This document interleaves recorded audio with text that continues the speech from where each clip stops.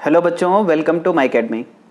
बच्चों, आज का जो नीट एग्ज़ाम में फिजिक्स का जो पोर्शन था उसमें एक क्वेश्चन है फोटो इलेक्ट्रिक इफेक्ट का। उस क्वेश्चन को अगर आप बहुत ध्यान से पढ़ें तो बच्चों वहाँ पर बोला गया है कि जब हम फ्रीक्वेंसी न्यू इंसिडेंट कराते हैं, ठीक है, तो फोटो इलेक्ट्रॉन्स एमिट होते हैं। और उसके बाद बोला गया है कि जब हम फ्रीक्वेंसी न्यू बाय 2 इंसिडेंट कराते हैं तो भी फोटो इलेक्ट्रॉन्स एमिट होते हैं और उसके लिए स्टॉपिंग पोटेंशियल दिया गया है। उसमें अगर बच्चों देखो तो कुछ अलग अलग लेवल पर कई मिस्टेक्स उसमें हैं। जैसे कि एक बात तो यहां से समझ में आती है कि अगर न्यू बाय 2 फ्रीक्वेंसी पर इलेक्ट्रॉन्स एमिट हो रहे हैं, यानी कि न्यू बाय 2 फ्रीक्वेंसी जो है वो थ्रेशोल्ड फ्रीक्वेंसी से ज्यादा है। इसका मतलब सीधी सी बात है कि जो थ्रेशोल्ड फ्रीक्वेंसी हो गई, ठीक है, वो न्यू बाय 2 से कम है।